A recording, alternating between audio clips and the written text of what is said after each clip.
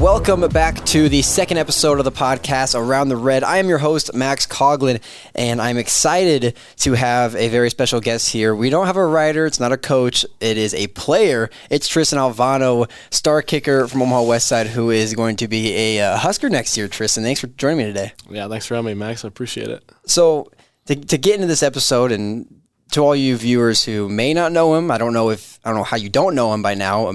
He is the kicker for Westside. You might have seen him in the state football game. I think that's where a lot of people have really. That's where you got brought on the spotlight. But where I really want what I want people to see you from is not that game, because you've been doing this for a while, and you've been kicking balls very far, not just the 50-yarders, but you made a 57-yarder early in the season that it didn't make me mad, but it's something like that kick did not get talked about at all.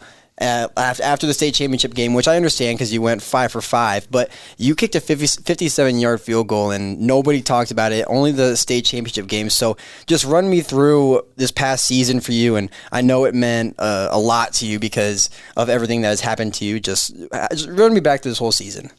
I was just really focused on doing the best thing I can for myself and the team as well. Just putting all the possible effort in and just trying to do everything I can to help us win. Kicking duty, I don't have as much control in the game as some of the other guys do. But all the kickoffs going in the end zone for a touchback. That's our defense starting on the 20. So that means the opposing team's offense has to go 80 yards to score. So that's a big advantage, I think. So just doing that consistently as much as I can is a huge help, and then obviously putting points on the board, whether it's a point after or 3 points. Just knowing that I think we got some points no matter what. Getting in range. That's a huge help, and just really focusing on just trying to get recruited. The recruiting struggle as a kicker it's tough, like you said. 57-yarder don't really get much attention or love from that. Just kind of how it is. So just kept trying to prove myself and get better and better. And so to go back to the 57-yarder, nobody talked about it, but I broadcasted that game. It was at Westside, and that was probably the best kick I've ever seen. And I'm not even kidding, because you don't see a 57-yarder from maybe even a college kid out of the usual. Some guys I think of are Brett Maher and Alex Henry. Alex Henry, who has hit a 57-yarder, but then you think of a high school kid, and it's you don't see that quite too often. So when that got kind of brushed under the rug, I was a little bit, not upset, but I was a little disappointed, because that one highlight in the season did not get mentioned barely at all by basically anybody that you talked to. And it kind of was he did that. And I honestly think that's better than some of the kicks that you had in the state championship game. And maybe you agree, maybe you don't, because it was a long kick. Yeah, it was definitely a special night. School record. It was I think maybe a longest field goal that state's seen in over a decade and a half or something. It was pretty cool to know that happened, and just kind of rewarding at the same time. Obviously won the game. Handled them pretty well, and just the work that myself and then Marty and Will put in the summer, all the practices, everything, just knowing it kind of all came in sync, and just we believed in each other and trusted each other, and that situation was special for sure. Yeah, so run me through that. You mentioned Marty and Will. He's talking about Marty Mormino and Will DePuter. That's the kicker, punter, snapper. So run me through that relationship you guys have, because me from Westside, knowing you guys, really being good friends with you guys, I see that not on the field, but I see it off the field, how you guys bond with each other, how you guys are friends with each other. But on the field, how does being friends off the field relate to being on the field and really getting those kicks in, having the special teams unit, which I think is one of the best in, if not the state, but the country?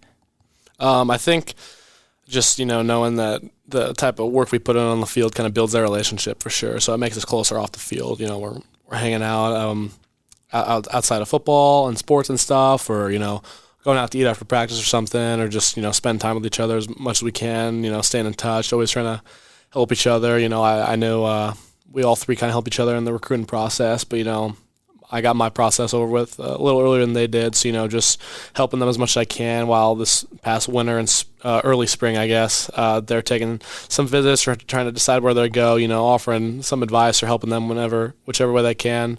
It really shows how close we really are because, I'll do anything for those guys. So it's awesome. And so you mentioned the recruiting process, and for you, you say it was a little bit early for you. If you got on the spark of a lot of coaches after the state championship game. But run me through. Let's go all the way back to the very beginning. Last winter, last spring. Like not this one, but where you really started to go on your visits. You went on a lot of the unofficial visits to Alabama, Minnesota. Run me through that from the very start of when it really started to kick off for you. Yeah, I think going to my first Coles kicking camp last winter, that's when it really picked up. I had a really good showcase there. I actually went to that camp with Will and Marty, of course. But just had a good show in there. Got at the Coles ranking and recognition there, and got on the radar of a bunch of schools. Had a big spring when. Went to a bunch of just visits, like you said. How cool is it? Kid from Omaha going to Alabama or seeing Florida spring game, up to Minnesota or Iowa, seeing all these great programs. It was awesome. And so just building all the relationships with those coaches. Summer, that's camp season. Just did as well as I could. Try not to burn my leg out too much before the season starts. It's grueling a couple months before the season, trying to get noticed because all those coaches, they got to see the kickers kick in person, so it makes it really hard.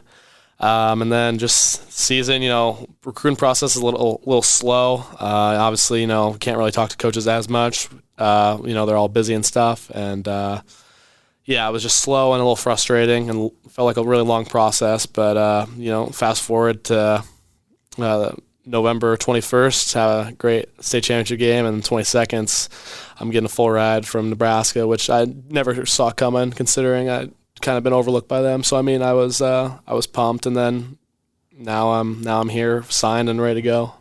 So you talk about being overlooked at Nebraska, and you're talking about the old staff. I guess I should say the old staff. It's like Scott Frost and all that. And then when Mickey Joseph took over, he saw who you really could be. He saw what you are. He offered the full ride, and then, of course, now Matt Rule's the head coach. He saw exactly who you wanted to be. He wanted to re-offer you, and you took that. What did you see in Matt Rule and the entire staff at Foley too, especially being the special teams coach?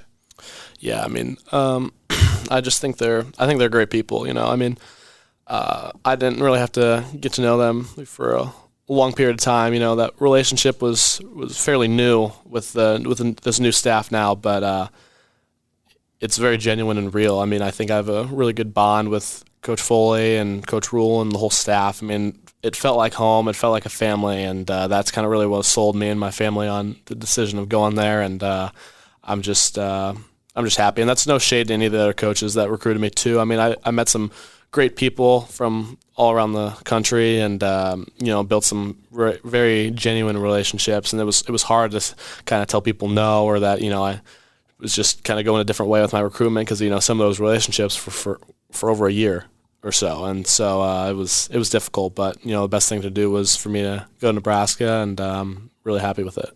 So let's stay in the present here now, and we're getting up into the spring season where you usually would take on the soccer season. You've been playing that for the last however many years, correct?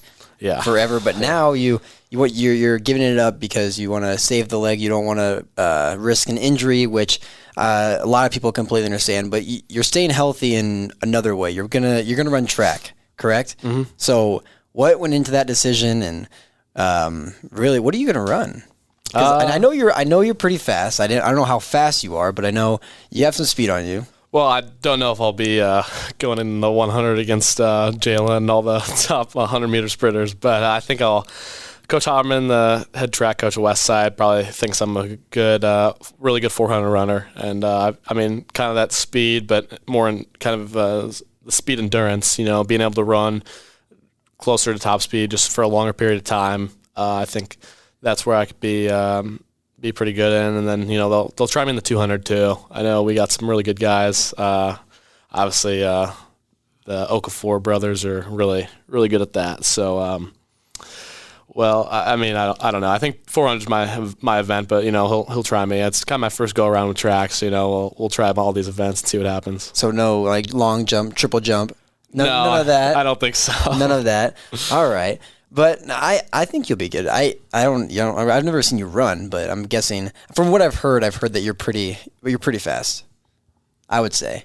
But so now looking at you're going here spring, looking into the summer, and then you're a college player then. So what are you expecting for this summer to take out of? And then you move in around, I would say, early August you move in?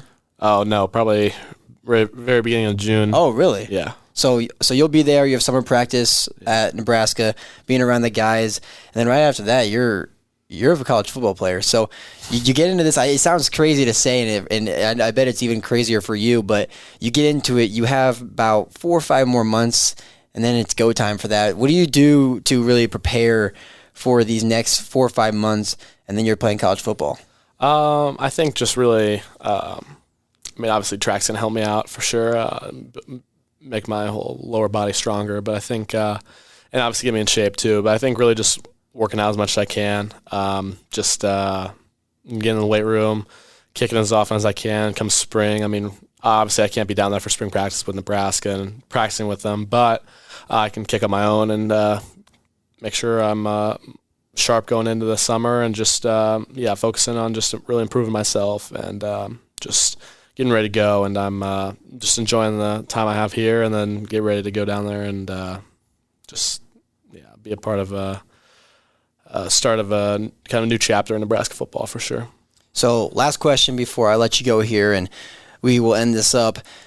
Let's get away from football. Let's get away from sports. What do you do with your outside life? Because, you go to Westside, I go to Westside. We're pretty good friends. We hang out quite a bit. But what do you like to do outside of your football life, outside of all the college football and all that talk? Man, I don't know. Probably just kind of keep a smaller circle, I guess. So, just with my family, like you said, you and other friends, our friend group at school and stuff. I don't know. It's a lot of gym work and just working out and kicking and stuff. I don't know. There's nothing too crazy. Hanging out with the good old girlfriend every once in a while too. Of course, that's a given. But I don't know. Nothing too crazy. It doesn't sound like you're too much of an outgoing person. Then I guess you like to keep it small, just football life. Yeah, nothing too crazy. Just pretty normal, I'd say. All right. Well, that'll do it here on the second episode of Around the Red. Tristan Alvano, star kicker for Omaha Westside, who is a Nebraska Cornhusker recruit. He'll be there next year kicking a lot of field goals, a lot of extra points, a lot of kickoffs for the Cornhuskers. So you can see him for the next 4 years at Nebraska. Thank you for tuning in today. I'm your host, Max Coughlin. A Hurrdat Sports Network production.